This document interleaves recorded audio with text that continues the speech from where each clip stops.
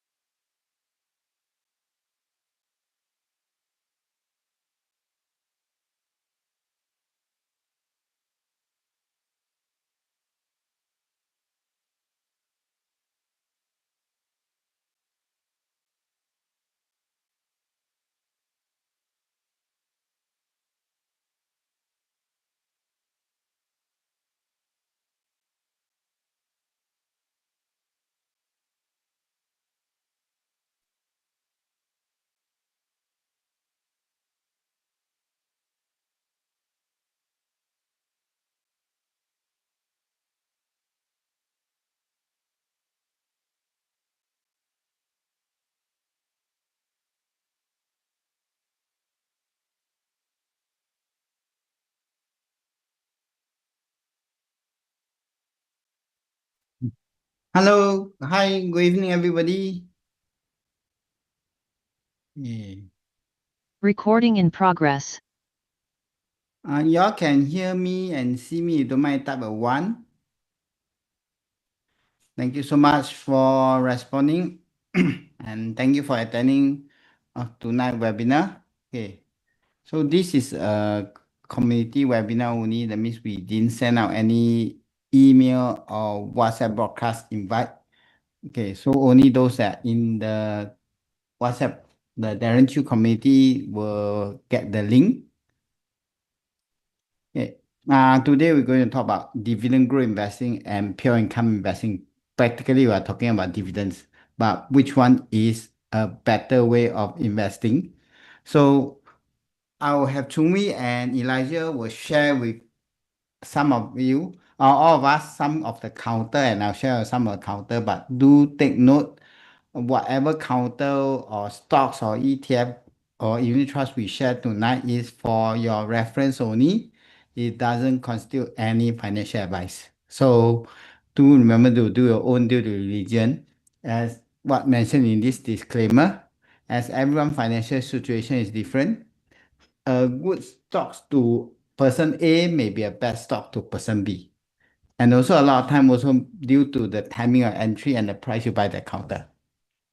So Uh, and this is a refresher on that as up to today, constantly still got some of you asking me about which one is a better option or which account is better, cash plus, cash management or cash plus account. If you are just planning to buy Singapore stocks and hold for long term, then just use a cash management account. But you're doing any foreign stocks, any US stocks, Hong Kong stock, or even CPF, SIS investment, or for cash using Singapore stocks, but it's more for shorter term, then of course you use a cash flash account because it's lower cost on that. And then for both accounts, you can buy unit trust, be it cash, CPF, or SRS. There's no cost, so whichever account you use is immaterial for unit trust investment.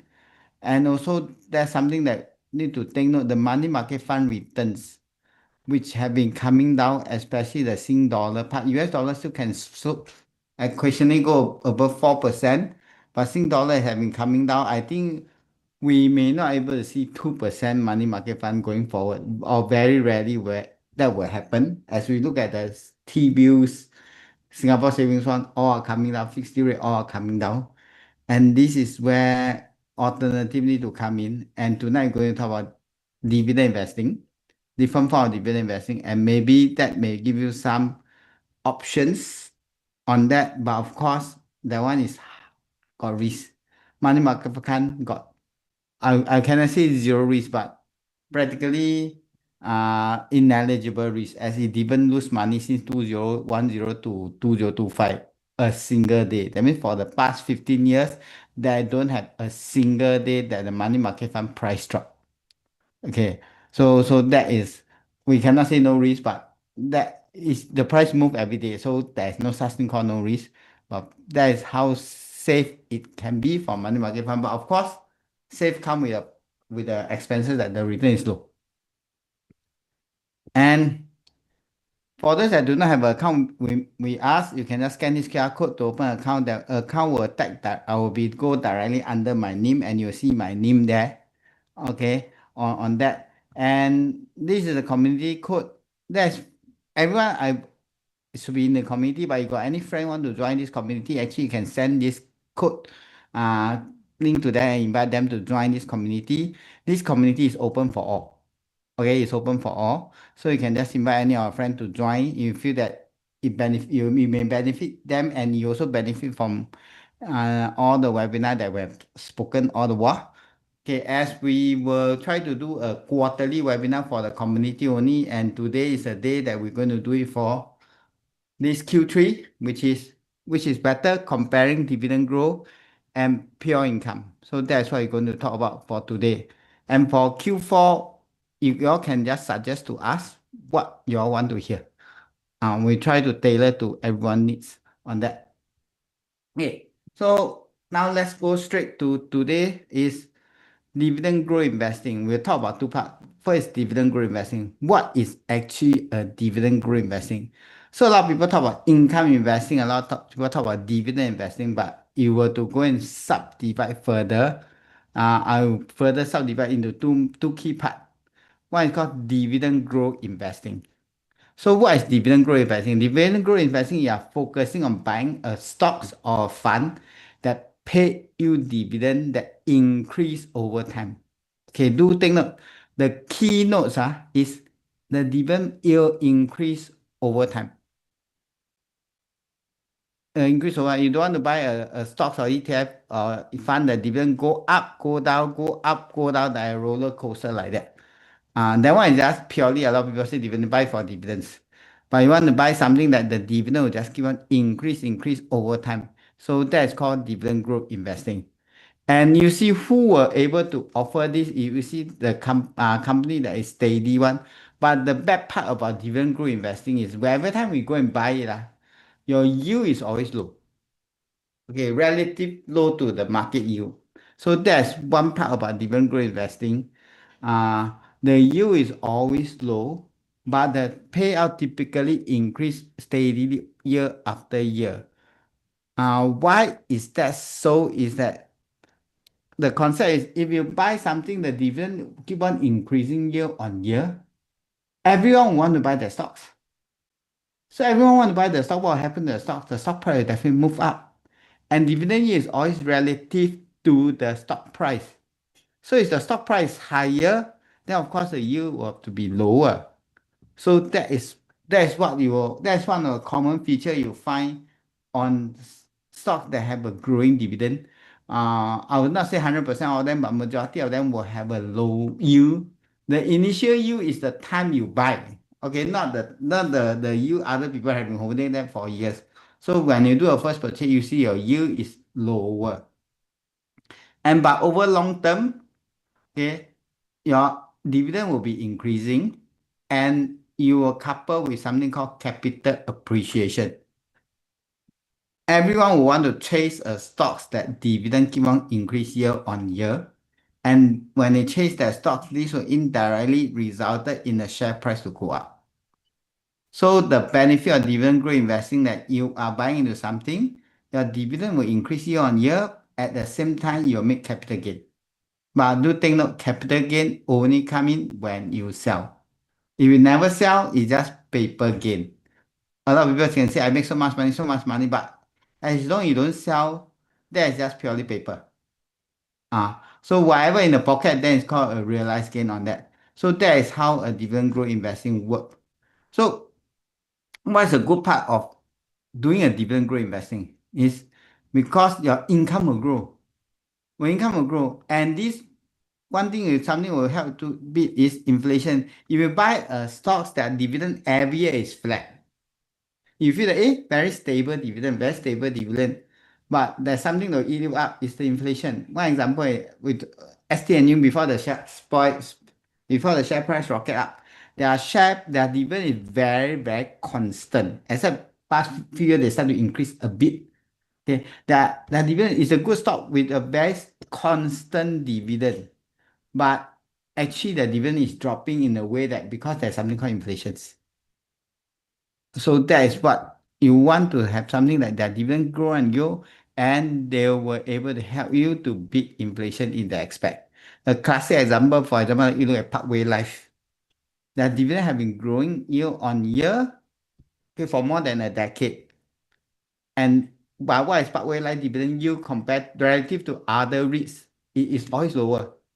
It's always lower. A lot of people say Parkway Life, the yield is low. Yes, the yield is low because why? The dividend increase year on year. There's how many REITs in Singapore can give you a dividend increasing for more than a decade in Singapore context. Okay, so this explains why the yield is always low on that. But the good part is that you will have capital appreciation and you see only good company that will grow in value over times. So that is another example, a classic example. I just share just talk to you some later. Chung I will share you more detail on some of the stocks to look at it. For example, capital, if you look at Microsoft itself, their dividend yield is not even, it's just only 1%. After 30% withholding tax, the dividend collected is not even 1%. But do you know how much dividend Microsoft has grown on a year-on-year basis? It's 10%. 10%. Imagine today you get $100 dividend in Microsoft. Next year your dividend is 110. The following year is 121. So that is what I mean by 10% growth year on year compounding. So imagine you hold long term, what will be the impact? Although the initial year is low, but I look at 10% compounding compared to those that give you dividend, but instead the high dividend yield, but instead the dividend yield drop. And what happened to the share price? The share price will drop. Okay. So, and company able to do this thing, and you see they are very strong fundamental. So they are financially very healthy business. So you are buying we call it buying good companies. But do take note, there's also some dividend trap. That some the company dividend grow, but actually it's a trap. But however, most of them, the fundamental is good if they're able to grow on a year-on-year basis. So that is one thing you need to take note. Yes. Currency that's side. Kelvin, I will talk about currency later. Then you just buy Singapore like Microsoft. Later I talk about Singapore stocks. We'll talk about Singapore and US stocks on that. Okay, and next is compounding effect. However, the bad part of compounding effect is not all stocks you can reinvest their dividends. Not all stocks you can reinvest that. But for example, REITs, Maple Tree Industrial Trust, they can choose to reinvest their dividend, but not all REITs can choose to invest their dividend. I think DBS cannot, OCBC sometimes allow you to do. So that is on the aspect of this. Okay, then what is the risk? Things always got good side, everything got good, but there's always something called bad. There is no something that only good, no bad. So what is the risk? Low initial yield. So if you are someone that need cash flow immediately, you say, Darren, I retire tomorrow, and he tell me to go and buy something that only give you 2% dividend yield and ask me wait for it to grow at 10% a year to compound and ask me wait for 10 years. I don't know, I still around to wait now. Okay, I need cash flow now. So that is the part is that you don't have the immediate cash flow. So if you don't have a time horizon, then this will be challenging to you on that aspect. That is the goal. No, that long term your capital appreciate, my dividend will grow, but I need the money now. How? So that is the we call the risk. And next, of course, is market risk. Everything will fluctuate up and down, especially growth stocks, will based on market cycle. So even the share price, the dividend have been growing over a year, but price will still come down when the market come down. So that is something that you need to take note. The market risk is always there. It's just that sometimes the price come down, but the dividend never come down. Dividend keep on go up. That will be the most ideal case. As long as you don't sell, your price is still there. And as I mentioned, this one, you need a longer time horizon. Can't meet your short-term needs. Okay, you need a longer time horizon. It must be usually more than 5 years for you to really see the compounding effect. If the growth is only 5%, maybe 5 years may be too little. You may need 10 years. So that's a bad part of our dividend growth investing. So if time is not on our side, then maybe this will be a bit challenging to you. So who are they for? Long-term investor. For people that are looking for long-term, that's want to have the money to grow. But for retiree, does it really not suitable for you? Actually, it is, to me, it is called a portfolio allocation on that. For retiree, maybe your retirement is still got 20 years. So you can still allocate some to dividend growth. Ultimately, you may don't need this money now, you may need 10 years later. Now you can use other money to fund your retirement for the initial 10 years and buy this type of stocks or fund for the future 10 years later. So it is for long term. As long as you got a time horizon there, even retiree there is, but of course, the amount of capital you can allocate may be lesser for those that are much younger or still working. And then for those seeking protection against inflation, as dividend grow, you hedge against inflation in that aspect. And this is called building future income stream. That's for pre-retirement. Yeah, building a future income stream by getting dividend growth as the compounding effect will be there. So that is a concept of dividend growth investing. This is the theory part. Let's look at the practical part. I think most people are interested in look at the practical part of the stocks or the ETF or that. Let me just share with you some of them. Do take note, whatever counter we share tonight is for your reference only. It doesn't constitute any financial advice. I'll talk about Singapore, so I just pick two. And to be very honest, dividend growth investing is very hard to find in Singapore stocks. It's very hard. It is really tough for Singapore stocks. We don't really have a long history and we really have company that can able to give you a stable dividend growth. So, but we still need to invest in Singapore as we are retiring in Singapore. As Calvin said, there's a currency risk, US dollar, Sing dollar. And thus, Singapore market you cannot avoid. And this is SGX. I think no need to explain what SGX is. I think everyone knows SGX. Okay. And this is SGX dividend. Since their IPO at 2000 and this financial year 2003, and they do not have financial year 2025 yet because not end yet. So you can see that the dividend, how have the dividend grow over the year? This two is an outlier year where it's before the global financial crisis. Yeah, stock market just go crazy. Okay, so you take out this outlier, you can see that the SGX actually, I think they also learned their lesson. A lot of people learned their lesson during the crisis. You can see that their dividend is really growing on almost yearly basis. Okay, steadily grow on a year-on-year basis on that. You don't look at these two outlier and imagine how much the dividend have grown for after global financial crisis to 2002. The bad part is the CAGR is not very high, but the good part is it is growing. Okay, it is growing. It is growing over the years. And another good part about SGX is they pay dividend quarterly. Okay, I don't say quarter, they pay 4 times a year. Most stocks pay 1 time to 2 times. Many REITs only pay 2 times, and this one they pay 4 times a year. Okay, and you see the strong fundamental stocks. If you look at Singapore context, we need SGX. If there's no SGX, then we can't invest. So practically, in terms of relative safety side, all investment have risk, all investment are high risk, but we call relative risk. Relative risk. Compare SGX with other stocks. SGX may look safer in certain aspect because of we need this counter. So that is an example of a dividend growth stocks in Singapore. And recently you look at the share price run up on that. Okay, and David Young asked and any stock in Bursa, I will not talk about Malaysia, okay?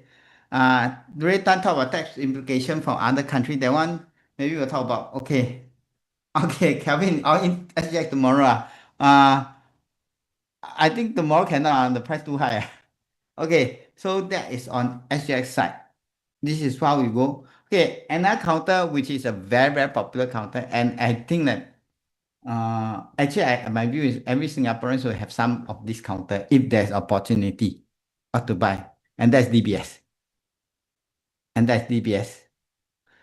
Same thing, in terms of relative safeness, our bank stocks, we only have 3 banks, DBS, UOB, OCBC. it is relatively safer, inverted comma, because relatively risk is relatively less riskier than other stocks in that aspect. Okay. Don't get me wrong, all are high risk, but it's relatively risk. So this is they don't have the chart. So I need to plot the chart myself for DBS. So I need to plot the chart myself. So this is the DBS dividend growth path. From I didn't go and chase back more than 2014, I think 10 years ago now. So you can see DBS have come a long way and the dividend have been actually going up. And do think of this dividend is adjusted with dividend. What do you mean adjusted dividend? For those that are aware that DBS had issue a bonus shares. Okay, every 10 share you got one more shares. So when it comes to dividend analysis, you need to adjust all the dividend in the past back, okay, to the current one. So some of you say, hey, no, DBS don't give me 175. I think they give me more than 175 in 2023, 19 something. Yes, it's 19 something. But I need to adjust back the bonus share. Okay, then it become an apple to apple comparison. You know, it will be 19 something, 222, then you can't see the difference. So that is what DBS is. But the risk of DBS is for those that are aware of the dividend drop here. The dividend drop here. During the COVID period. But do think of the dividend drop is not DBS is losing money. For those being aware, ultimately they have a duty to fulfill. Is Akong MS tell all the banks, please cut your dividends. I know you can pay, but please cut your dividend. Because Akong worry that they pay too much. Then what happened? The COVID is an unknown thing in the future. So they worry they just want to be prudent on Singapore financial structure. So they cut their dividends. It's not because they lose money, they earn lesser. It's because they are being told to do so. But ultimately, you look at how it grows, a 53-cent dividends to a $2.22. That is the CAGR of DBS have been growing. It is double digit. So it is one of the I would say that one of the best compounder dividend growth in Singapore, if not the best. And similarly, some people say DBS, they don't like that. Well, OCBC, UOB, they will also follow through. But of course, don't think that dividend growth can be as good as DBS, but they are all in the same direction. And you can see, look at the share price of how DBS have moved. It's always in line. When I say that you will see a dividend on this uptrend, the share price also will go on this trend. That is very normal, and you see the share price will go more than the dividend growth rate. That is very normal on the aspect. Okay, but of course doesn't mean tomorrow we buy DBS. Tomorrow, I think now is not time to buy, but that is something that you need to think on that. Okay, let me see. I cannot afford to buy 100 share. Kelvin cannot then buy OCBC. I think lower cost. The direction is still the same. Need to change the payout ratios against EPS for this type of counter. POS, yeah, I think because it's too expensive. Need to check the payout ratio. Actually, it is always prudent to check payout ratio for all counters when you want to buy a shares. First, you want to see is there consistency in the bank. Is the dividend growth, okay? Is the dividend growth due to they paying you more on that? So sometimes it can be a trick when the company want to pay dividend and they know that investors like to buy increasing dividend because investor getting more allocated. Okay, so they increase the payout ratio and then they boost the dividend payout. So it's a good that you also monitor the payout ratio trend. Also, is the increase in dividend due to a drastic increase in payout ratios? And does the payout ratio go to a danger level or alert level in that aspect? So for DBS, I think all the three banks, the payout ratio is very, very healthy. I think they are very, very healthy. They got a lot of room to go if they want to increase dividend because of their payout ratio is relatively still around a 50% side is still very, very healthy.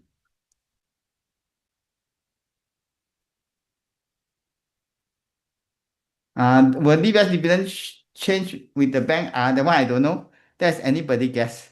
how the new CEO going to plan? Okay, tomorrow. Okay, let me just. Okay, just announce negative profit. Okay, and then maybe that's a good time for you to buy if the market should come down. Okay.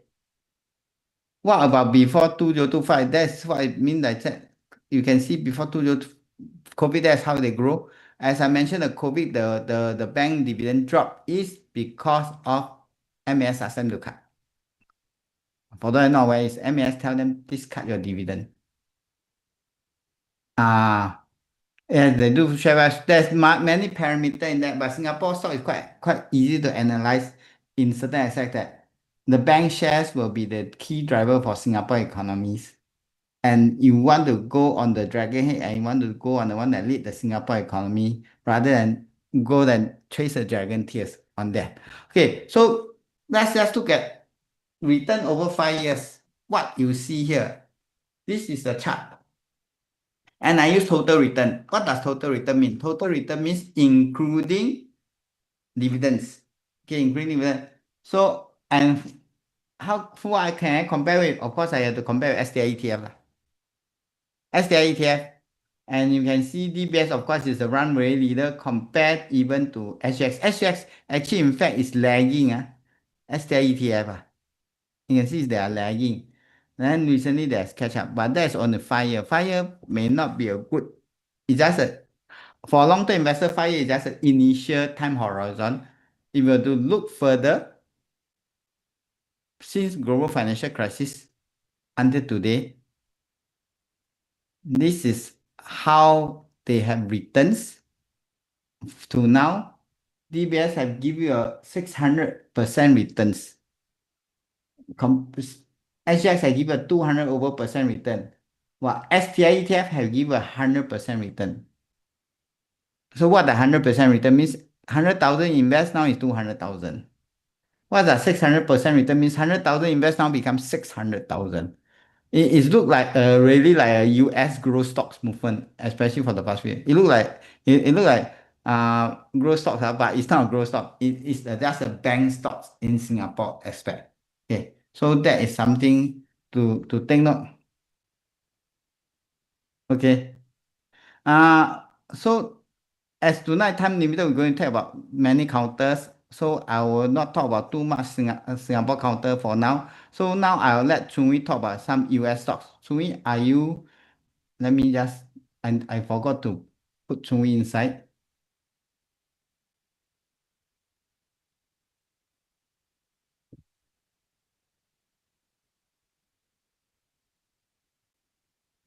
Okay. Okay, Chung Wee, maybe you want to share about the US stocks. Expect, Chung Wee, are you there?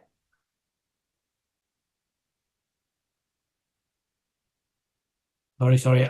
Just give me a minute. I'm trying to turn on the machine properly.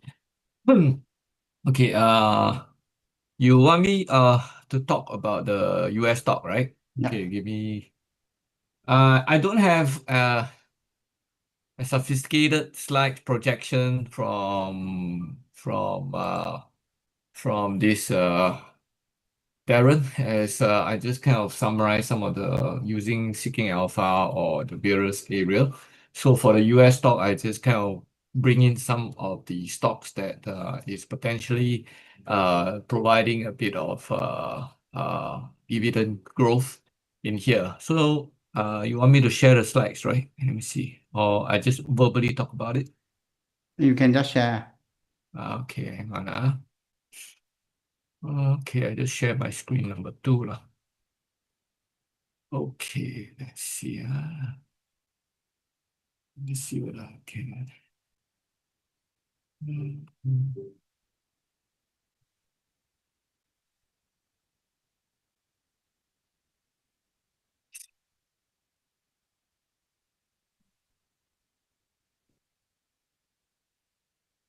Can you see my slides? My Yes. screen? Yes. Can. Okay, anyway, a typical disclaimer. So without going too much into the respective thing, I mean, I pick up 2 that is related to more like REITs of the US. One of them is relative income. And this one, you can use Seeking Alpha and pull up some of the information about their dividend yield so far and their annual payout, how much is the life payout ratio, which is a bit on the high side, but this is a REITs company. There is a mixture. It's not just purely a specific area, but it has, if you look at, let me just use my other screen to show you analysis, what is the industry that's in. So it engage in generating dependent monthly cash dividend and a consistent and predictable level of cash flow founded by these people. So, but if you look into the detail of realty income, what they do and all things, so it's a combination of a few different type of REITs that they're doing, not just purely on one specific area. So what I pick up, because it's 31 years of dividend growth and it's the growth rate not as big, 3.58. However, it is at the very high yield. But best don't forget that, of course, US stocks typically, even though it's high, it's still have a 30% cutoff, okay, from the tax and all those things. So of course, if you take away the tax and all this, it's going to be less than 5.64. However, it's still a very consistent for 31 years and 3.58% growth and all these things. So it's a pretty good way to jump into it. And the other thing I'm looking at is also, as it's also involved in some of the one of the bigger player in the what do you call that, the REITs area. They have I also look at the price. Sorry, how come? Oh, I have to remove the thing first. Give me a minute. To remove this thing, clear the views, clear the thing. Okay. If I look at their chart also, because I also technically look at it. So it's not at the lowest point, weekly chart, but it's a reasonably climbing up. So when I look at stocks, I also look at whether it's moving up, moving down, what's their typical rate and all things. So it's just a combination of it. I just want to supplement some thought that Darren mentioned. A dividend growth company can only continue to give growth if the business is growing. So if this business is growing in size, growing in terms of their revenue, top line, bottom line, and their cash flow. Okay, so if you really want to jump into a more detailed analysis, you have to do a bit of fundamental. Whether this company is actually growing the top line, growing the bottom line, and the cash flow is okay, especially in the high interest rate environment. You don't want the loan to drag down their cash flow and they went into a liquidation risk. So that's one thing I want to call out. A possible dividend growth can only happen if the company continue to grow. Like Microsoft, from a small company, when they start up, there's only Windows 95, whatever it is, a small area of people using it. But as they expand to globally, your business grow. That's why you can allow the dividend to grow. But if the business don't grow, the dividend cannot grow. So that's one area we have to be very careful about it. So devil is in the detail. We have to look into that and to see what is it. So reality income is one of them. The other one is Prologis. Prologis is one of the biggest, what they call it, the logistic REITs in US, and I actually use them when I was in Nike. Prologis is one of my supply in a couple of sites. I used to take care of emerging markets, so emerging market has a different area and all things. Also in US, I know they use that. And when I was building the China warehouse, they were one of our competing bidder. Of course, they didn't get it, but they were one of the competing bidder in there. So we know that they are big in the logistic area. They're very focused on logistic area, okay? So you can see that their growth is very substantial, 12%, and for 11 years. Reasonably rate, good at forward looking, and 3.77%.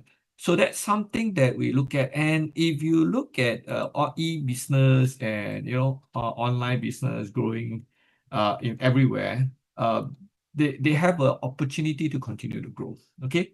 So I also look at if I look at their chart itself, I mean, they used to be much higher, but they have a bit of come down. Sorry, a bit slow on this thing. Came down. So maybe it's a good time to go in. So it's like you also technically look at it. Don't buy at too high because the risk is high, but you don't buy at too low because, of course, you buy at low, the downside risk is lower. But of course, you also look at the cash flow and all things. So today we're not going to spend a lot of time going into the respective cash flow and all things, but just purely on the business nature itself. So if you look at US is like the manufacturing hub or manufacturing, they are trying to attract manufacturing back to US. Okay. As you have more manufacturing, likely you will need to have more logistic hub. Even without the manufacturing and because of the trade volume and all this thing, they will still need to bring in goods into US, hold it there. And during the trade war, people buy more to hold there before the price kick in. So those are potentially helping the situation over there. So that's kind of my take of PLD. Again, everyone had their own way of assessing things. So please, this doesn't mean that this is the only one that you jump in, because again, technically when you go up and down, there's also times and what's the right time to go in, right? Investment is not about timing it, but yet investment is also about knowing, is this the right counter, right fundamental that you want to go in. So please do your own analysis in more in depth, okay? The other area, I think I look at the mineral or what do you call it, commodity. Why commodity? If you look at it's a little bit of sidetrack. The commodity is what do you call it, hedge against if there is a currency depreciation to some extent. Okay. Imagine US is launching all this Genius Act, Clarity Act, and all this thing with the stable coin and all this thing. US dollar is trying to I would say divest or change the new avenue of absorbing their US debt. Okay, so in a way, is moving from used to be government backed to into a more retail and institutional can buy all this and expand the need of all this debt. Will the US dollar hold at its value or will it come down? So commodity company may have reserve on whether it's copper or gold or certain key minerals. And two things that I see, the copper is going to be a key commodity for EV, for future high, what do you call that, AI requirement, because you need a lot of computing power, and copper is also one of those things that put in a lot of semiconductor. Gold is also the other one. So if commodity demand is going to pick up, and the other reason is commodity itself, how to say, they always is the lagging indicator or lagging reaction. When the economy is down, they down very fast. So because there's no demand, okay. So it is low. Then when a global economy start to pick up, it will pick up because of the manufacturing needs and all stuff. So why I pick these two is I noticed their price has been a little bit on the low end now.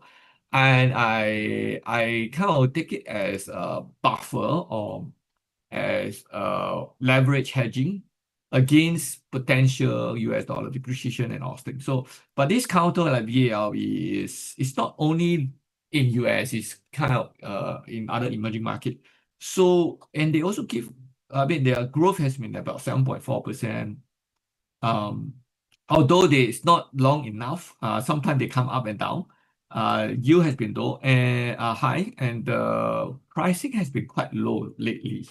So that's part of the reason. Again, this is my way of judging. So please don't just take my words. But and if I look at their value or their kind of chart and all thing, I will also look at it and say, hey, maybe yeah, it's not at the high point. So this is a daily chart. If you look at a weekly chart, it's kind of on the low side. It's not the lowest point, but it's not really at the low, but it's kind of holding down there. So with that, I kind of decided that maybe it's a possible consideration. Again, this is my way of looking at it, VALE. I personally hold some of it, and I intend to just kind of use it as a hedge over there. The other one is more controversial, I would say, Rio Tinto. Rio Tinto is also a global company on commodity. Its growth is not that big. Its yield is higher. However, it's one of the dominant power on the key commodity like iron ore and copper and all things.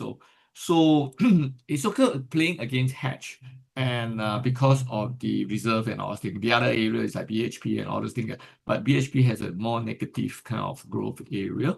So those are the key few that I look at. The other one I look at is pharmaceutical. Pharmaceutical, I think, Darren, are you going to cover MRK? No. Oh, no. Okay, then I will just cover it quickly. So MRK is Merck. Merck is a pharmaceutical, big pharmaceutical company. We are all in an aging population, especially in the developed world. Okay. More and more drug vaccines and all thing, and you know, they are famous for some of these women's what they call it, the various vaccine that they are manufacturing in. So and they have been consistently also giving a pretty good 14 years growth, 7.1% growth rate at 4.01%. Okay, and again, their pricing is also recently has been because of some drug that they have is moving out of patents protection. So there was some pressure on their pricing. So that's kind of the other reason why I explore this. And if you look at Merck has also came down a lot. Again, this is like the downside risk is lower than the upside potential. Okay, so that's how I look at things. Okay. Of course, a little bit of would say call it a calculated what do you call it? Speculation or calculated risk management that see whether there's upside potential or not. Okay. That's a few things that I look at. So Darren, you are just covering US company. You don't need me to cover Singapore company, right? Yeah.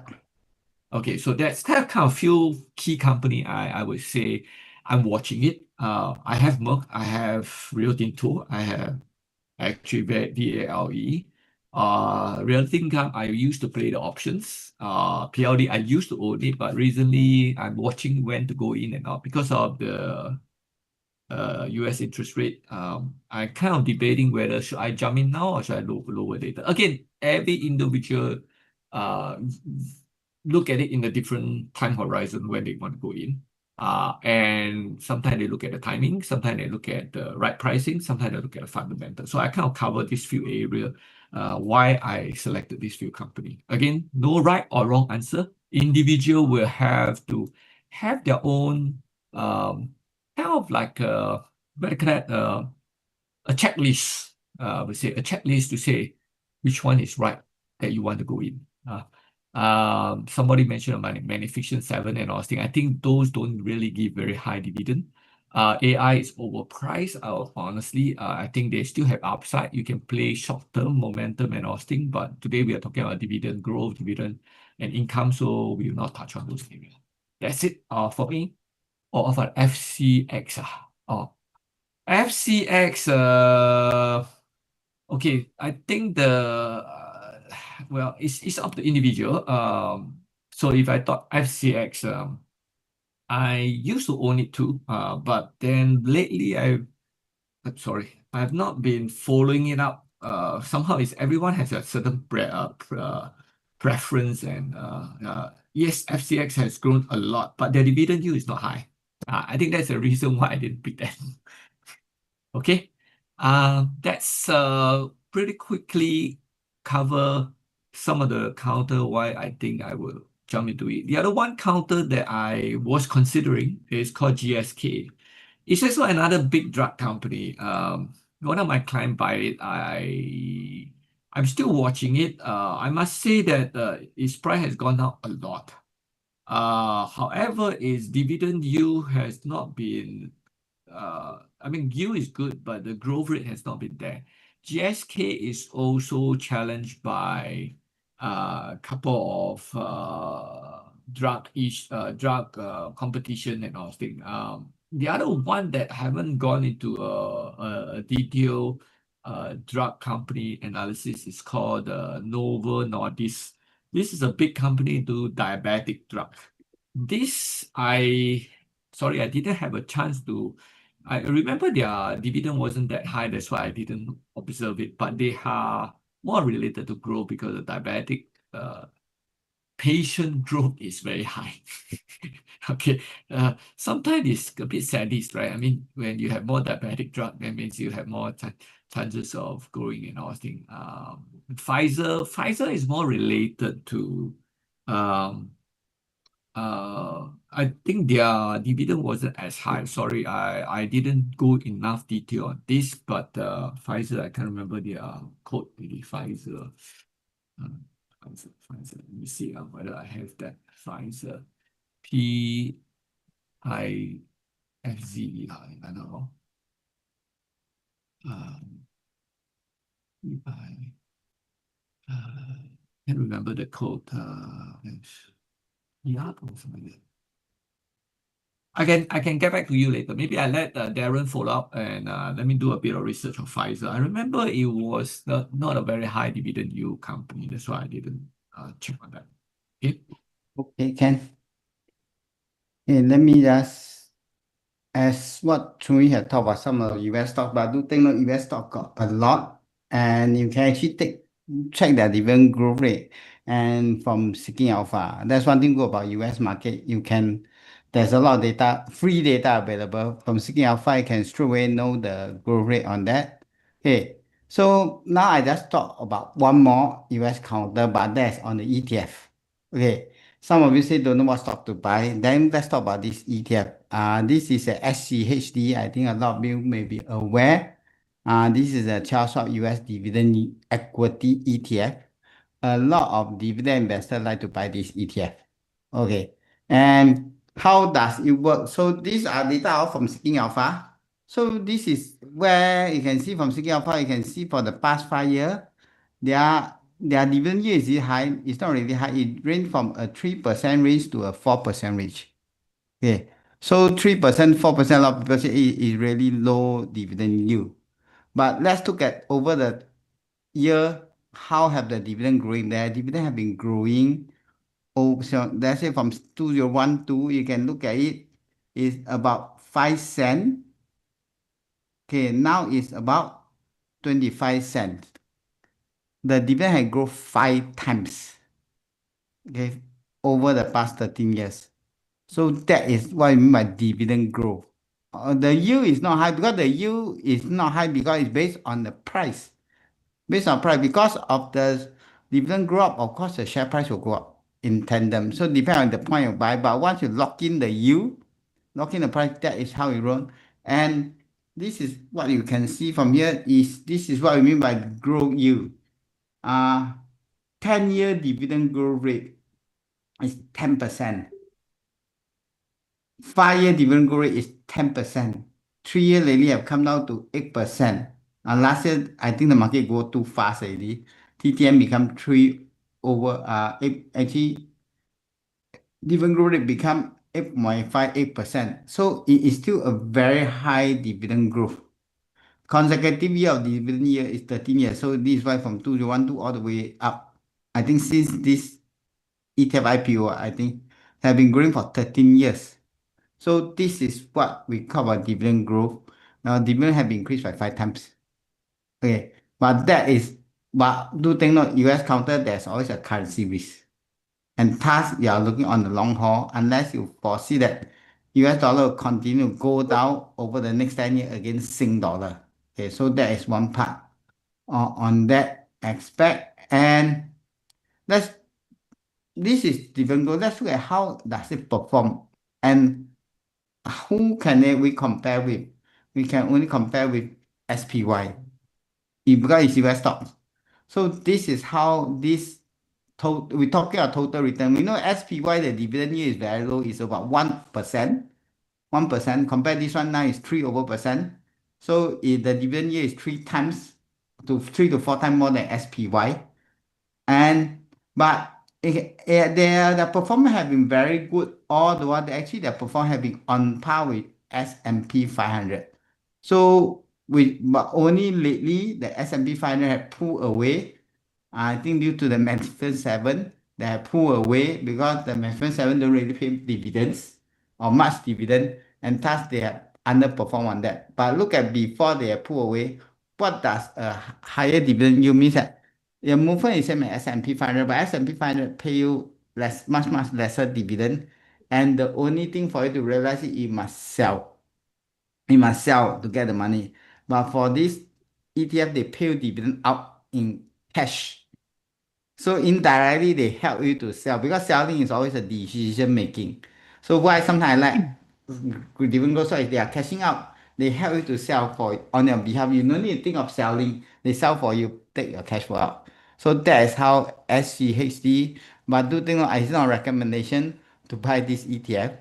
On that aspect, as there's other dividend ETF on the US side. Okay, but then the next question I'm going to address is the withholding tax issues.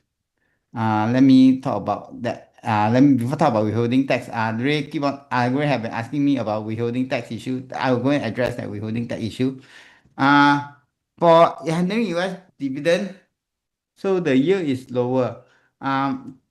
This is something called dividend tax issue. Let me talk about this. If we are looking at, cannot compare QQQQ. QQQ is a growth stocks. SGHD is a dividend stocks, dividend ETF.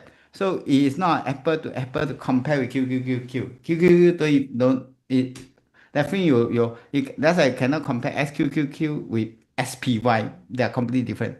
So let's talk about this. I just use what so we talk about the Pearl Logis. Okay, Pearl Logis. It is a dividend growth stock. Okay, this data is a bit outdated. Okay, I didn't got a chance to update it. But you look at the dividend growth of Prologis. 11%, 12%, 15%. Okay, that is Prologis. This is how the dividend grow. And what is the impact of 30% withholding tax if you were to buy these stocks? That put currency risk aside. Let's look at 30% withholding tax. So this is how you look at. Let's say I use a 12% dividend growth rate. And then you have, if you buy it at a current yield of 3.51%, after the 30% withholding tax, you will only get 2.46. So that's why I'll share people, you just take the net you will receive. Don't care about the 30%. Okay, 30%, then just minus it off. And this is what you will receive. Are you happy with 2.46? Definitely you'll not be happy. Okay, but are you happy with the growth in the future? In the growth in future, if you were to go at a compound rate of 12%, on the year 10, your dividend is 6.81%. And this is after the 30%. Okay, this is after the 30%. So upfront you say, oh, 3.5, take 30%, I don't like 2.46. But you look at it on the longer term side, this is after how many Singapore stocks can give you a dividend growth of 12% per year. How many of that? Okay, currency is another type of risk that you need to address, but that's not a growth side. So that is how you address it on that. If you just keep on zooming on this 30%, then you will never buy any stocks for dividends in the US stock. But you look at the longer term aspect. So that is how you view, that's how I view it on that. I will see that then this is the net. I just look at the net. I don't care about whatever. Just I buy anything, there's always a fee. You just see net of fee, how much you get, and I'm happy with what you get, and I'm happy with the future projection of growth. So that is how you look at on the withholding tax side. Okay, on this aspect. Okay, so that is on the dividend growth side. And now I'm going to move on to the next one because this is a short webinar. On that, we cannot talk too many content. We're not supposed to talk too many. It's not a stock analysis session. I'm going to talk about something called pure income investing. So we talk about dividend growth, and there's another part is called pure income investing. What does a pure income investing means? Pure income investing is a bit different from dividend growth, is that we want high consistent dividend yield now. We are not looking at growth. We want you to give me high consistent yield now. I don't want you to talk about what future growth. I'm not interested in future growth because I want to cash flow now. So that's pure income investing. Just give me a high yield now. And just give me a high yield forever or perpetual as long as possible. We grow or not grow, I'm not interested. And there are many REITs. Sometimes it's already overlapping, but REITs is always more towards pure income investing rather than dividend growth investing. High yielding stocks, which is not really a lot to find in Singapore context. And bonds, and to bonds, we always talk about those high yielding bonds. And there's another part which is very, very popular now. Maybe not in Singapore context, but in the US market context, yes, it's called cover call ETFs.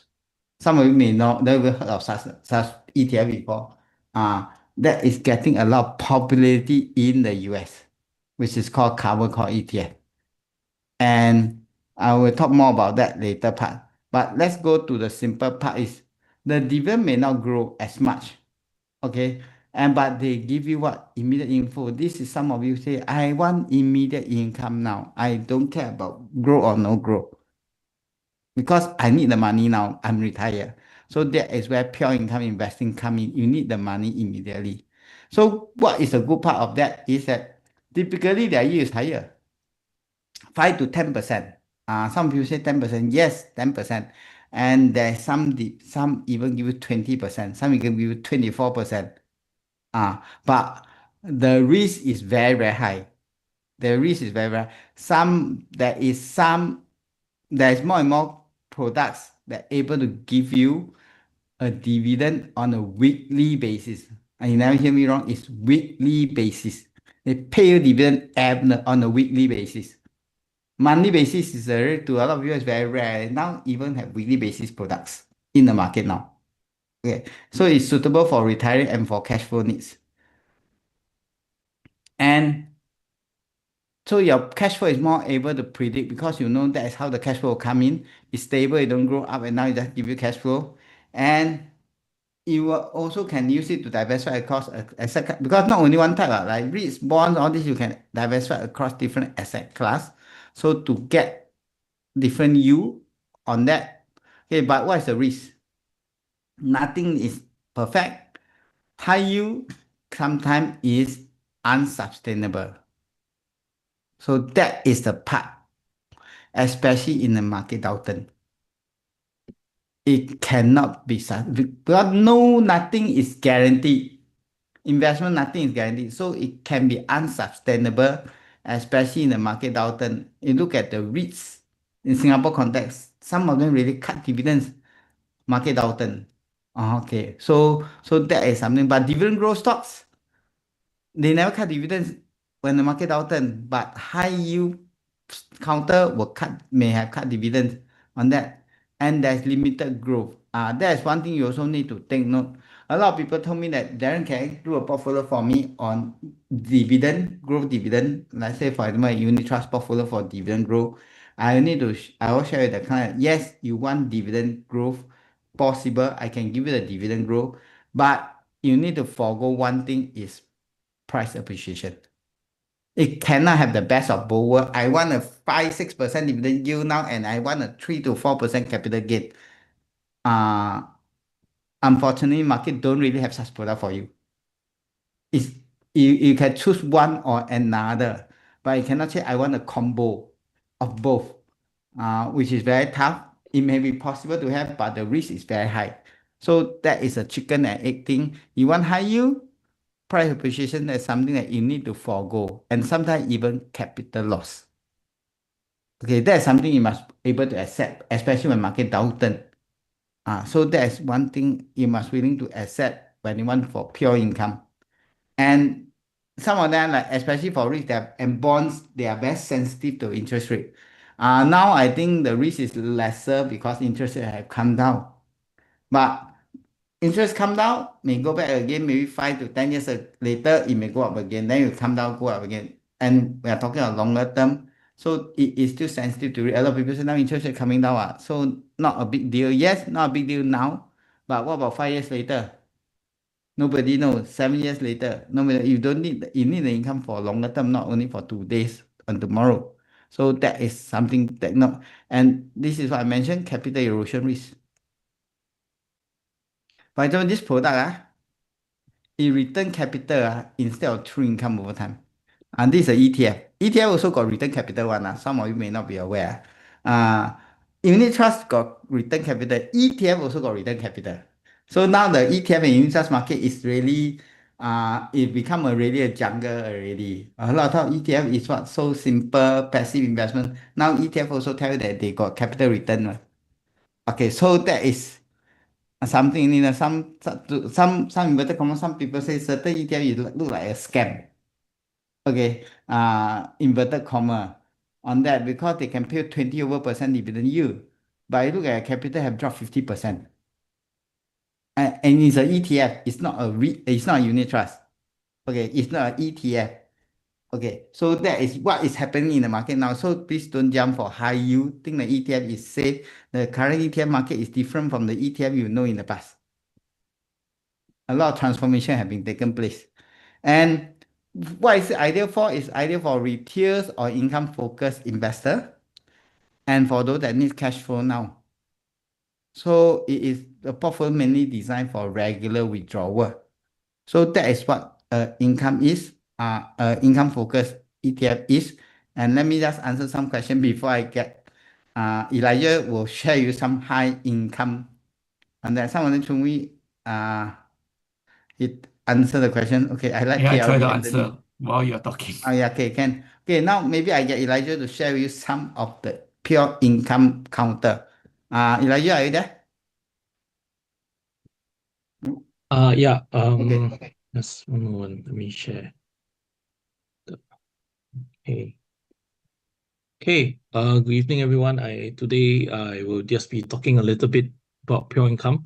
So as Darren mentioned, it's really about the you want income now. You want a relatively good yield. You don't want to wait for the payouts to increase because you may not have the time, right? Because we know that, let's say like Microsoft was mentioned earlier, sure, the payout increase, like I think it's about 10-fold over the past 22 years. But if you are 60 already, then you may or may not have 22 years to wait and see, that payout, that increased payout flow down to you. Okay, so that's why sometimes pure income may be, I won't say it's the whole portfolio, but it should be a part of your portfolio. Just how much only. Okay, so same thing, standard disclaimer that we always say is whatever you mention later, any counters, unit trust, whatever, please don't take it as advice. It's just for sharing purposes only. So I'm just going to cover a couple of popular REITs that investors like to look at, and a couple of unit trusts as well. So the first one actually works, which I would say it's a reasonably good yield right now. Even today's pricing, I think ended at 224 or something. But of course, the growth prospect, I will not say there is none, but it is definitely lower than compared to, say, the US stocks, for example. So one of the most popular ones, CICT, Capital Integrated Commercial Trust. So this is one very popular stock, or rather REIT in Singapore. We can see, however, that you look at their financial data over the past 5 years. Okay. The growth has been, I would say, moderate at best. Even the distribution, actually, later on you see the full picture over the many years, which I went to dig out. I think you'll see that I can't say it is a growth thing. Okay. So one thing to note is that this kind of REITs, right, you buy already, generally, if it's one of the big three, Capital, Mapletree, and Frasers, then I will not say it's not risky, right? But it's definitely not gonna it's very unlikely to go the way of like Eagle or something like that. Okay, so that's why these tends to be a little bit safer. But you have to sacrifice some things, right? Okay, so like the current yield based on today's closing price, if I remember, is about 4.5%.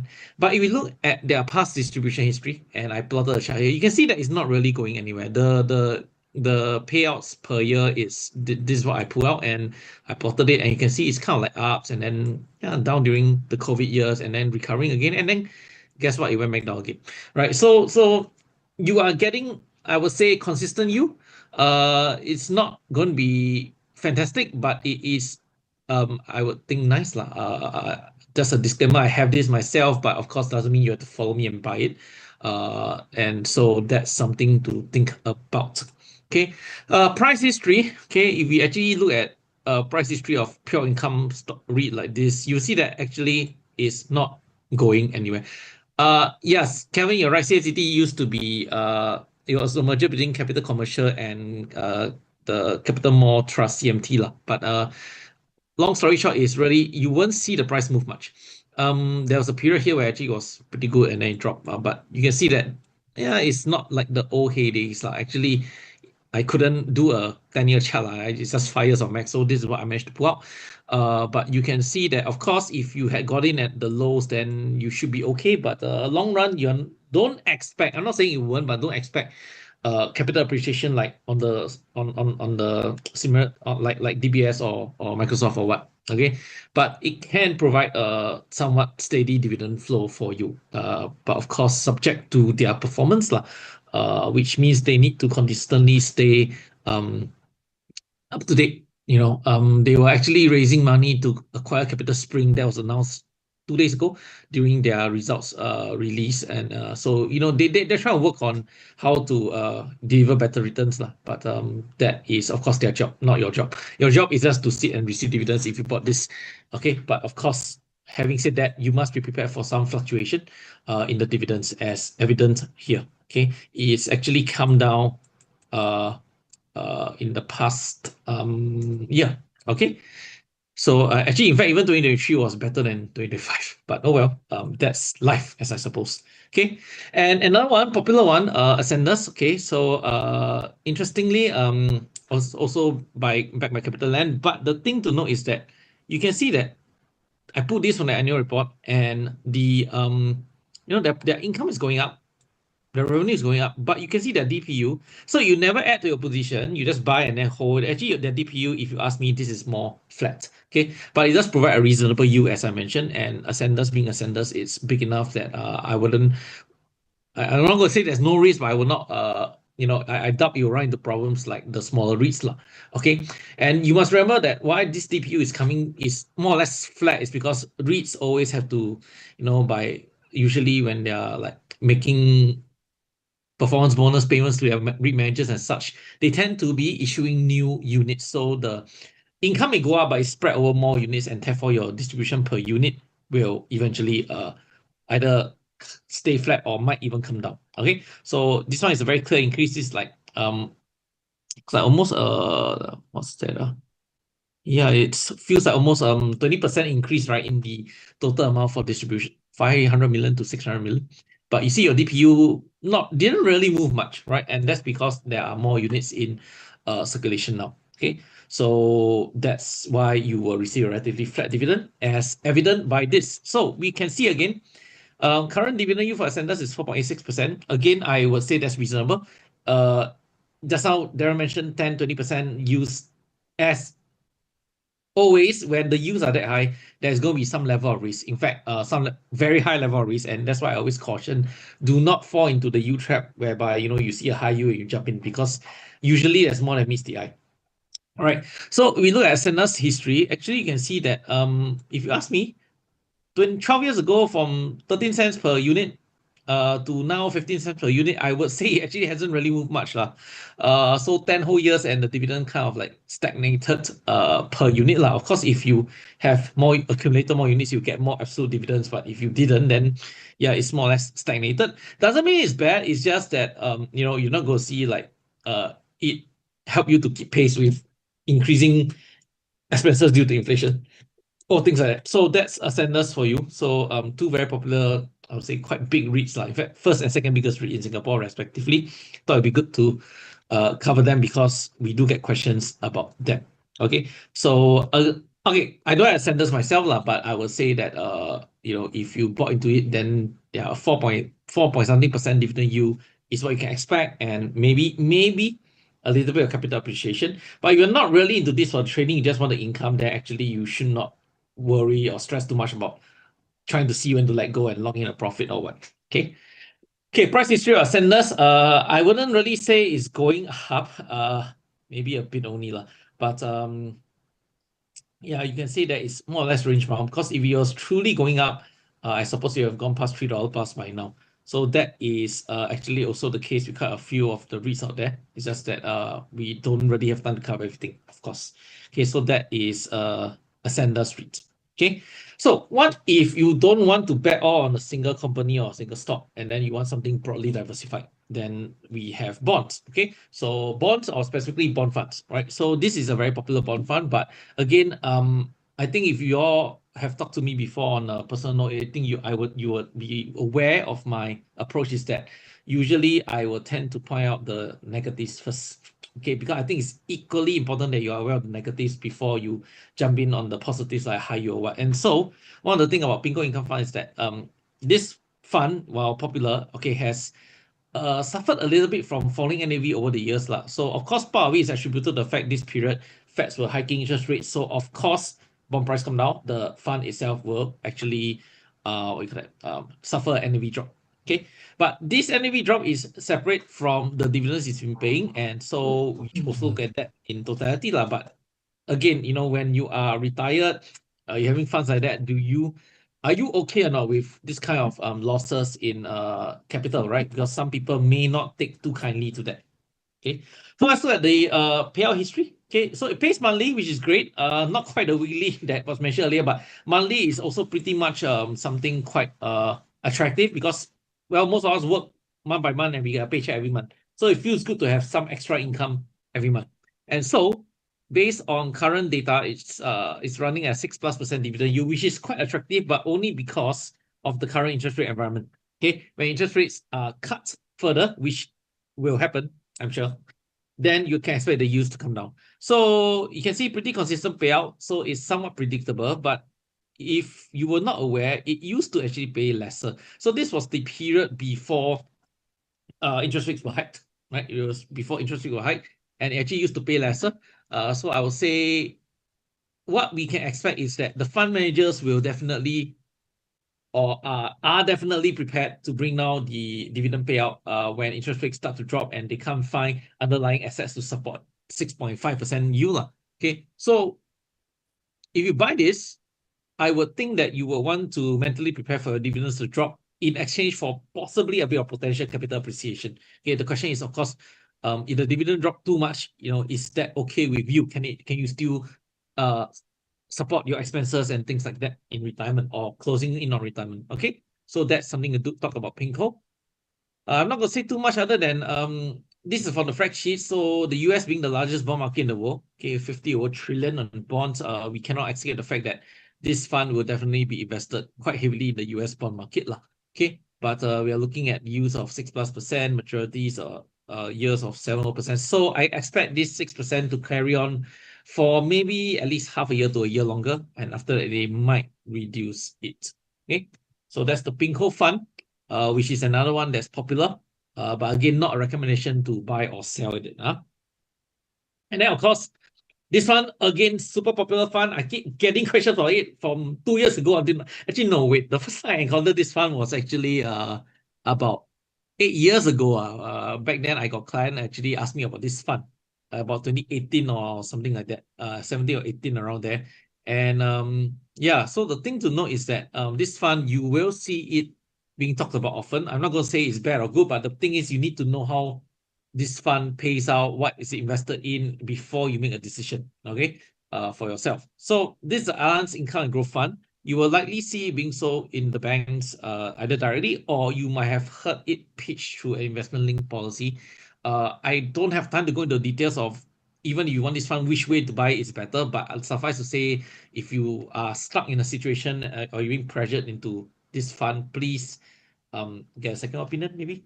Okay, so this fund is very US focused. Actually, it is US focused. So the thing to note about this fund is, again, there's been capital loss over the years. Okay, the NAV cannot sustain, despite the fact that it's US focused, which actually begs the question: why is that the case? Because we know the US market has been on a bull run, and this is an income and growth fund, but no growth, only income. In fact, not even growth, is negative growth. So that's why we say that, just because a fund says that it's a growth fund doesn't mean it will actually grow. In the end, what matters is your real world results, what you get in the end, right? So this fund right now, the running yield surprisingly is actually lower than the Pico fund, and you can see that again, pretty consistent payout. But what was it previously? Like before COVID and all that, you will be surprised to know that it used to pay higher, and then they cut from 0.052 per unit to 0.045, and in fact now it's 0.0413. So again, I suppose the fund managers make this decision in the best interest of the fund. In fact, at one point it was even 0.06.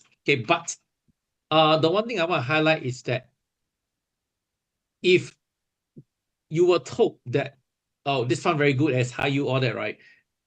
Just remember, the yield is high now, does not mean the yield will stay high forever. Okay. As evident by what you see on the screen right now, this is a historical payout trend. So yeah, just be very, very wary of that lah. Don't get put into a sales pitch is what I was saying. Okay, so this fund, again, very popular, but please understand how it works and the fact that historically the dividends have been cut. This is true for the fund. Okay, so it doesn't mean that cut until now 0.041. Will they cut further? They can, and so you should not be you should be at least mentally prepared that if they don't cut, that's great. If they do, at least you will prepare for that. Okay. So this fund, again, okay, yeah, it used to be higher than they cut, yeah. So that's the whole gist of it. Okay, so this is really very purely North America, US and Canada, and you can see that, yeah, it's balanced fund, so there'll be equities, bond, and high yield bonds. I just want to highlight to those of you who may not realize this, that actually, if you think about it, okay, the dividend yield of the equity is not even 1%, and the dividend yield of the convertible bonds, the coupon, is not even 2%. So how does this fund deliver 6%? It just means one thing: they have to, at some point, take the capital gains that they make and then return it to you. Okay, so that will actually be how we explain your 6+% yield, okay, on the fund. So that is something I think everyone should take note. Just don't get put in, like I always say, just because the yield appears high.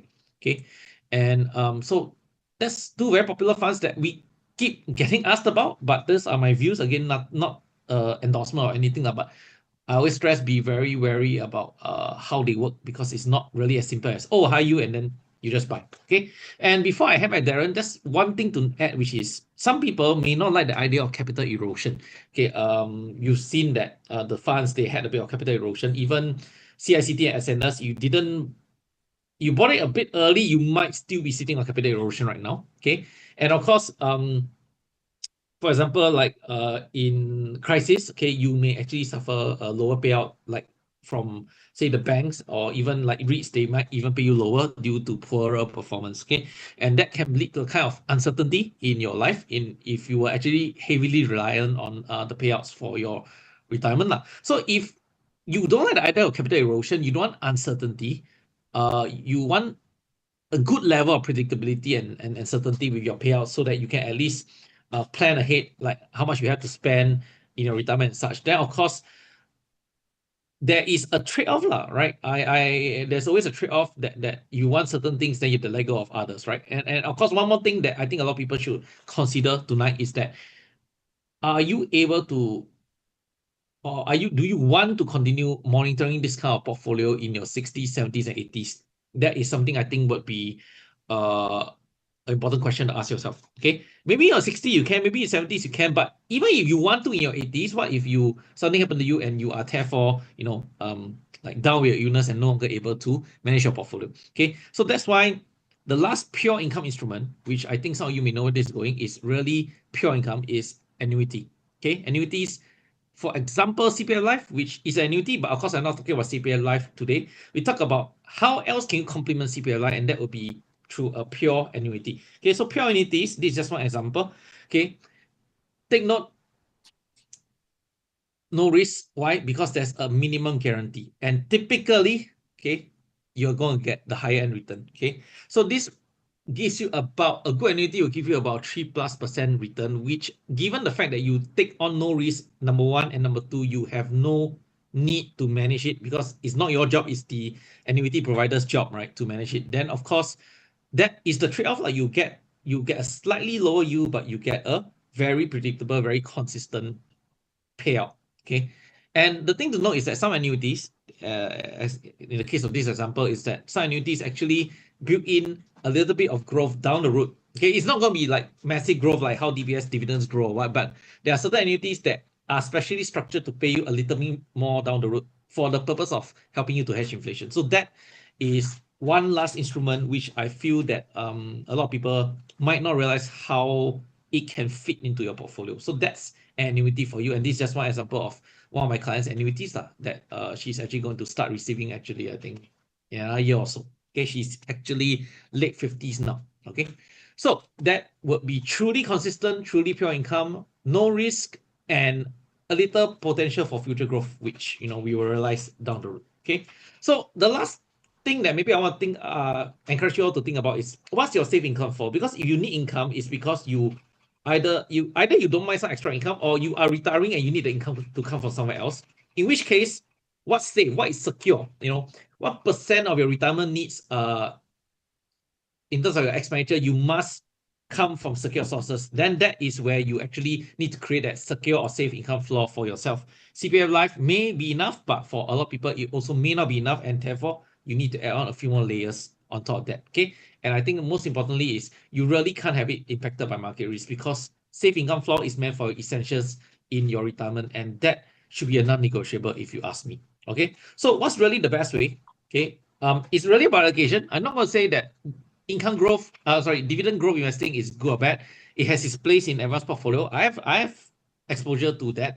What about pure income? I also have exposure to that. So you realize it's really about the allocation that you are trying to achieve. How much of your portfolio should be in this, how much should be in that, such that you obtain a good mix. And then the key is really to manage the risk. Instead of going for a high return, but a high risk of failure, I would probably advocate for a reasonable return with a strong chance of success. I think that's actually probably more suited to a lot of people. Okay.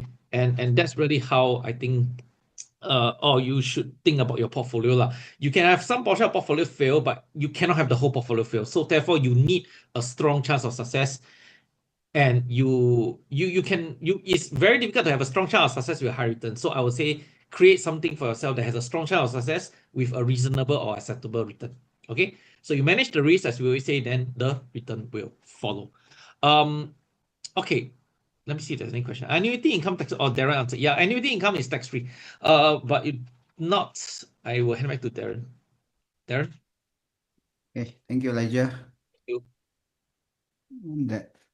you. So what about US stocks? Okay, let me just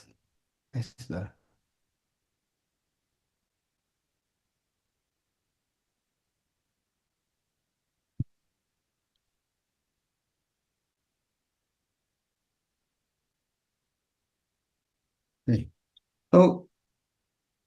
So I'm going to share with everyone another asset class for pure income, but do take note this asset class is a very high risk asset class, and it's not meant for you to buy and sell. It is for you to understand there's such thing in the market, just in case someone tell you there's such thing and tell it's a good deal. Please do check on that in detail. And so Ray just now asked me the two ETF we're going to talk about, and that's this asset class now is gaining a lot of popularity. It's called covered call ETFs. Okay, covered call ETF. And what is that? I mean, it is an ETF that able to generate you extra income by having a covered call options inside. So that means it is an ETF come with options. Okay, so it's a bit different. It is similar to what bank in the past have been selling you what equity link notes, all these things, how many percent return, all these things. But this one is a more advanced version. Some of you say I go bank, I tell me 5, so every month I get 8% dividend yield, all these things. But if the share price crash, I cut down the stocks, which I suffer 20 to 30% loss. Okay, but this one is a bit different. It also comes with the options. But it involves, for those who don't know what's option, is involve selling call options on stocks that they own. And the key thing is they are not doing naked. Some ETF do think, no, some cover call ETF do naked. Okay, so that is the risk. So not all are the same. Some cover call ETF really sell naked call one to give you the high returns. So you must really know what ETF you are buying in. You must really go and read the prospectus, read the fine print, see are they doing naked call or not. Some of them really do naked call to give you 20% returns, 30% return, but they are selling naked. Okay. So then imagine ETF is safe. Actually, it's not. And that means the ETF can close shop. So this ETF tend to have a higher dividend yield, but do take note is less capital appreciation than the normal ETF. Just like I tell you the swap ETF, SCHD, because they are just simply go long on that. So this is foregoing capital appreciation if we talk about pure income aspect. So are they cover what are the cover call ETF? This is just a snapshot.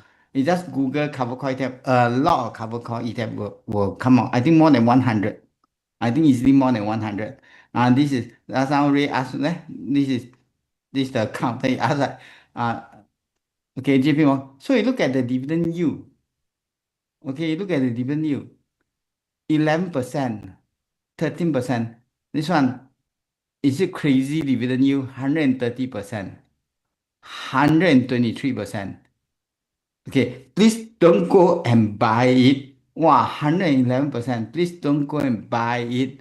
We see this when something that's like that, when something that's too good to be true, please don't think, oh, it's an ETF to be safe. Okay, please don't go and jump in to buy it on that. Okay, I cannot comment bad thing about all this. Later I go into trouble, but please don't jump in to buy. Okay, you see what 100% dividend yield and it's an ETF some more. Okay. So please don't. So 11%. And what about them is they are paying monthly dividend and some even pay weekly. Okay, some even pay weekly every week because 100% of course they can pay you every week. Okay. So you'll be very happy on that. But do take note, as I mentioned, limited capital appreciation. Some is not even limited capital appreciation. Some is capital depreciation. Means that you suffer capital loss and not a single digit capital loss, and it's a double digit capital loss. Okay, so that is what you need to think or not. And they are driving cover call. Cover call, they are assuming the market will keep on go up. What happens if the market turn the other way around? So that's something to think. And cover call ETF are something that is very new. Very, very new. It start to flourish, start to come out from COVID. From COVID. Then on the past few years, at the past 1 year, it start to have a lot of cover call ETFs launched on the market. I think almost every month there is cover call ETF launched in the US market. Now, every month there is, or you can exaggerate a bit, you can say every week there's new cover call ETF launched into the US market to flood the ETF market now. So that is something you just need to take note on this. And you can see some of them, the fund size is only so small, 398 million, 405 million. So that is what the cover call ETF now is on the market. So I will just want to show two of them. Okay. And two of them on that. And I just want to compare two ETF. One is called a TLT. Some of you may heard about something called TLT. It's a US Treasury 20-year bond ETF. And one is called TLTW. What is TLTW? TLTW is a cover call, is a ETF that write a cover call on TLT. So that is two. So what do you mean by enhancing the yield? So this is something I show you. This is the dividend yield of TLT. You can see this TLT. So TLT yield have been going up. Okay. Do think that this yield is always based on the share price, the ETF share price.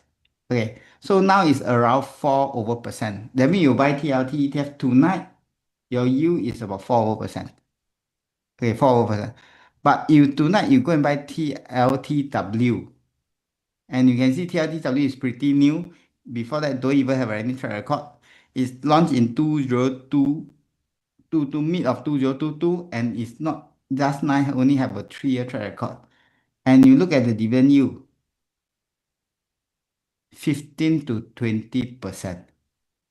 TLT is only 4.5%, and this one is a 15 to 10. Both pay dividend monthly.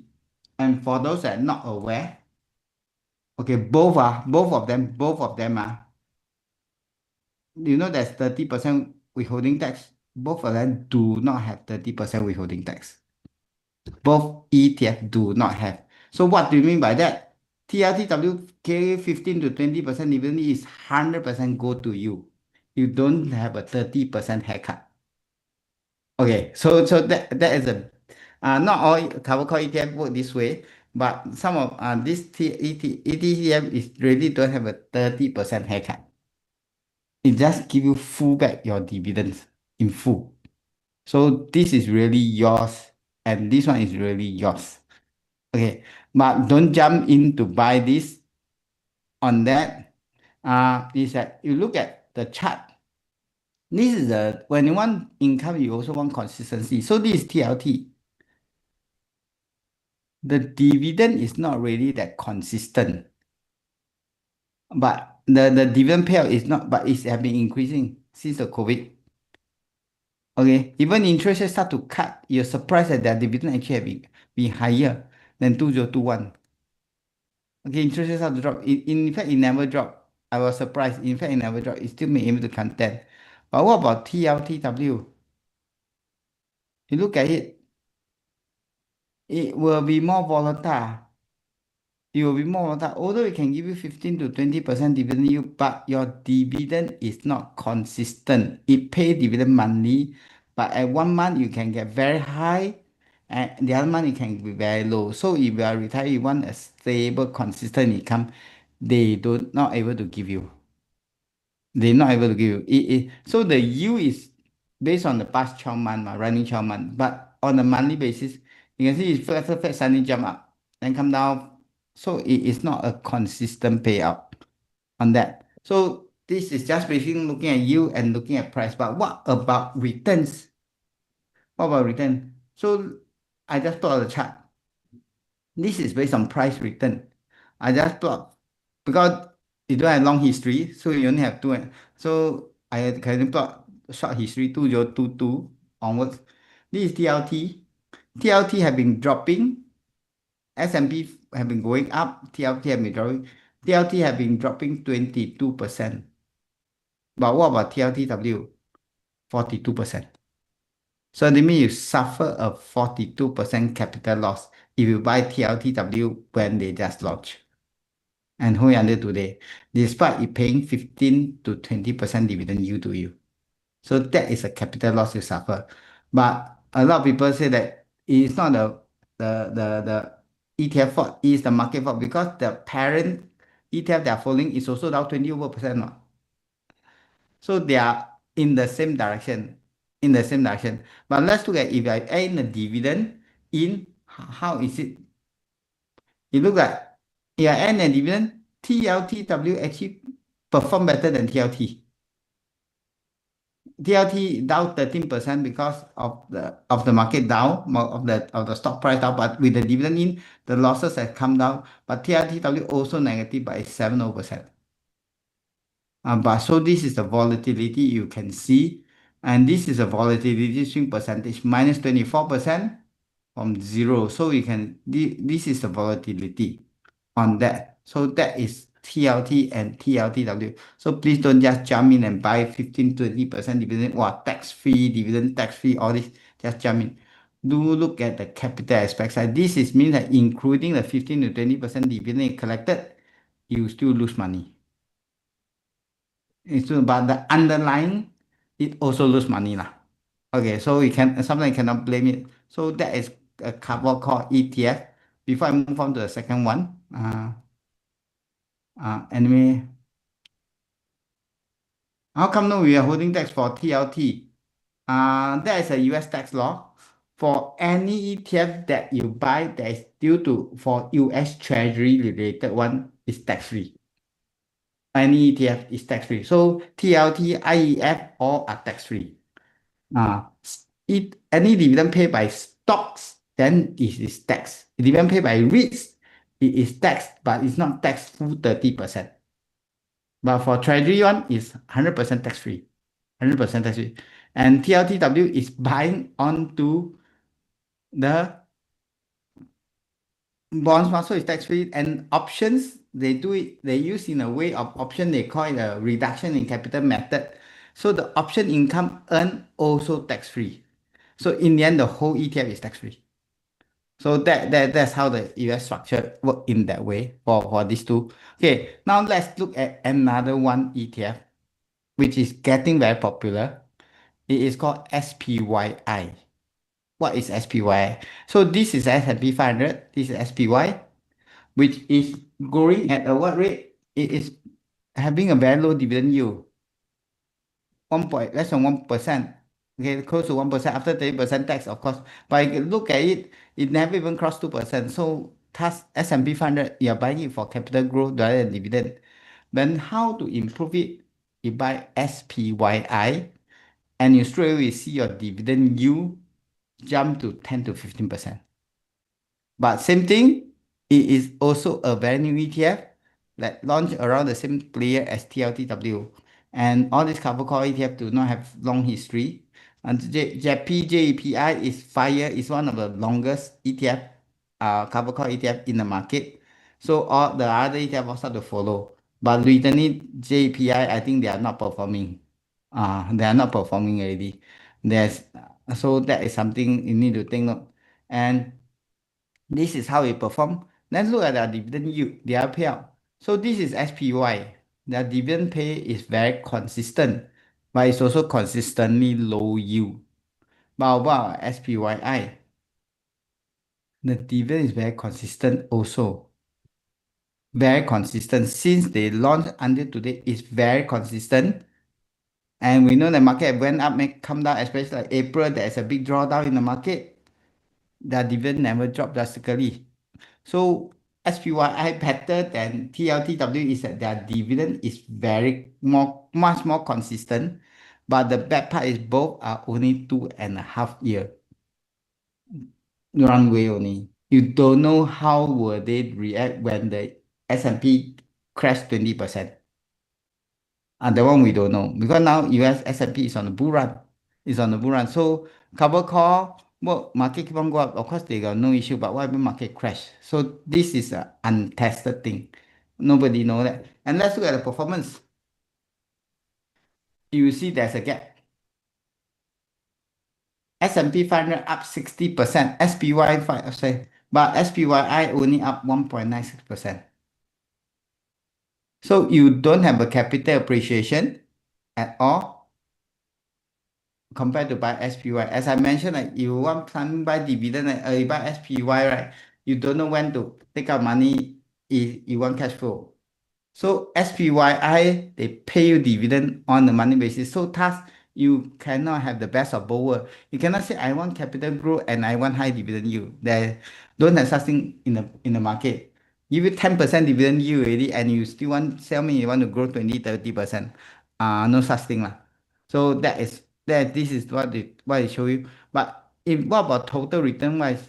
Total return wise, SPYI still underperform S&P 500. They still underperform by a margin of 20%.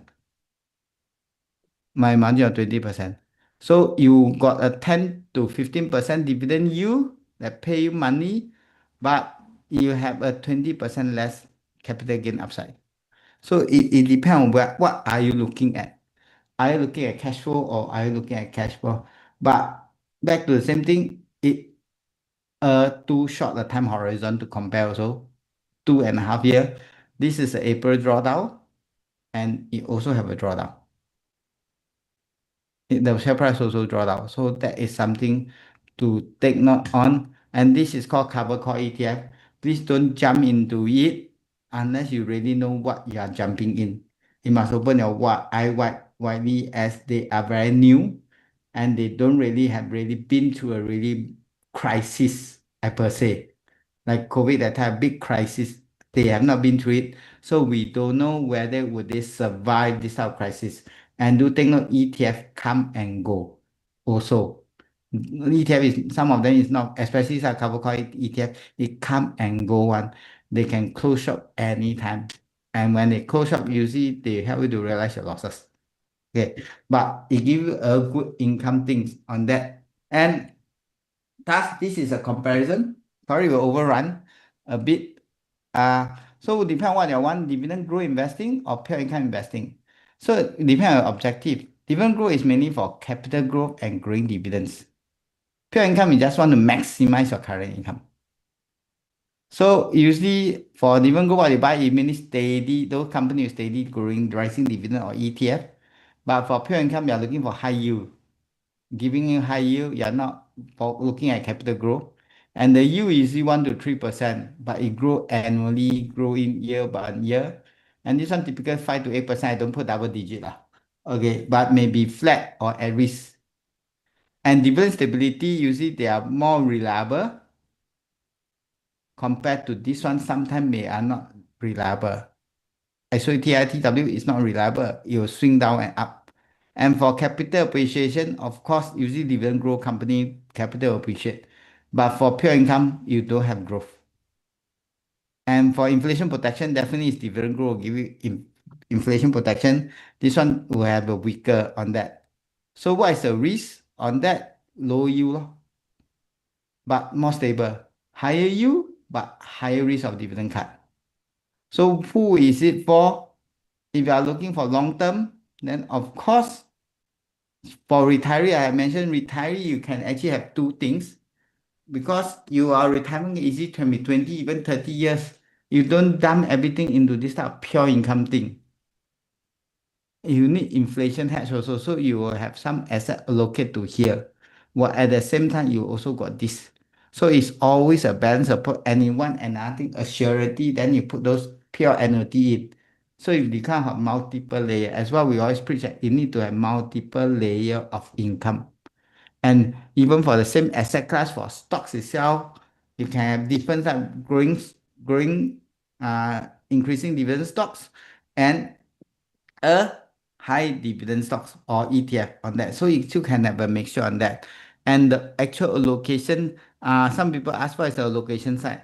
It depends.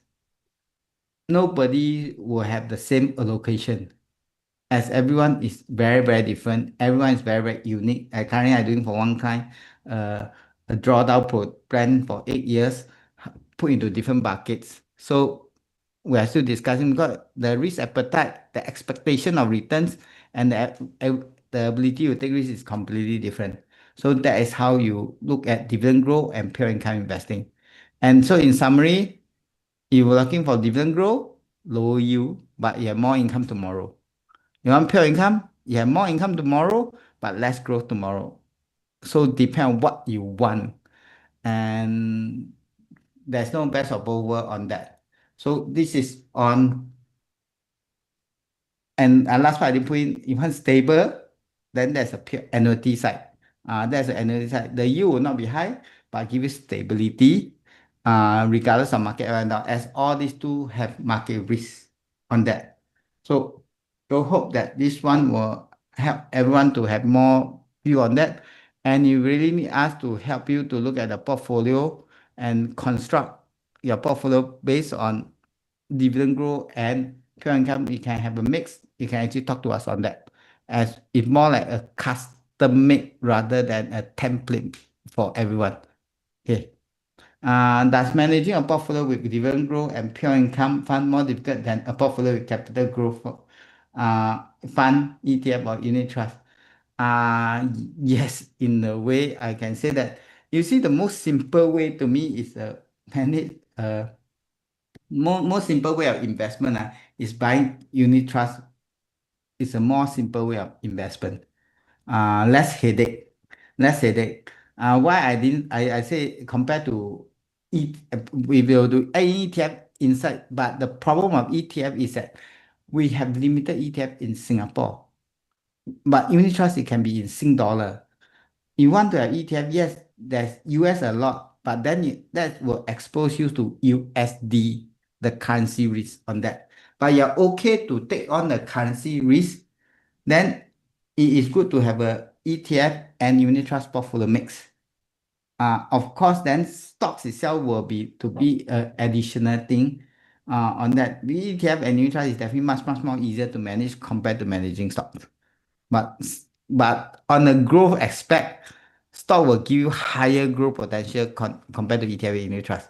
So there is always a trade-off in there. So best is you can balance it. Of course, that's the best. If not, then you just stick to an easier way to manage it.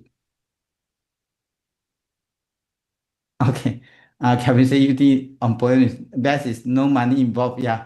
Uh, uh, okay. Yes. Higher chance of success. I would say if you pick the right fund, yes. If you pick the right fund. Similar, if of course you pick the right stock, yes. But stocks is harder to pick the right one. But fund is easier to pick as you are looking at the broad market. But you also need to constantly rotate the fund and don't focus too much on one fund. And in general, the rule of thumb is you are looking at portfolio, always look at global equities. Try not to focus too much on bonds. Unfortunately, I always mention try not to focus too much on bonds. You try to focus more on the equity aspect and the global equity aspect. So that will give you a higher chance of success. Don't need to worry about higher risk. If your time horizon is long, the risk will be even off over long term. But you have a higher concentration on bond. You think it's low risk? Yes, but bond a lot of time don't give you the return you want to beat inflations. So in the end, you're exposing yourself to even higher risk on that. Okay. So that is all I have to share. Dividend king, dividend growth stock. Yes, you can say that. But not all of them. You have to look at their dividend growth rate. What is the fee for unit trust that's considered reasonable to pay? As what Kelvin said, that you buy on poems, there's no fee to pay. So there's no such thing called reasonable or not reasonable. There's no fee to pay. Don't dwell too much on the management fee. A lot of people have a misconception. Oh, management fee, management fee, management fee. Okay, it is the return you want or not. You look at the return they're able to deliver to you. The return printed on the fund fact sheet is the return net of fees. So if that is the return you want with that risk, then of course that'll be a good fund to you already. So there's no such thing called reasonable fee to pay. To me in the outside, it's the return and the risk. Are you able to accept? That is the more important part. Okay. Just like some people say, I don't want to pay 30%, we will do that. So I don't want to buy US stocks for dividend. Yeah, focus on the 30% they're holding that rather than focus on the growth potential of that dividend of the stocks. Okay, so it's ultimately focus on the outcome rather than focus on the cost. Okay, 3%, 4% withdrawing rate annually during retirement. Yes, usually we talk about 3 to 4%. That is more better on that aspect. It's more reasonable. 5%, 6% is very tough. Okay. So actually I overrun a lot. So in case some of you got any question, you can talk to me, talk to us separately, to me, Elijah, or me. Okay, I think most of you have our contact. Okay, if not, I will need to thanks everyone for attending today's session and sorry for the overrun. Okay, good night, everybody.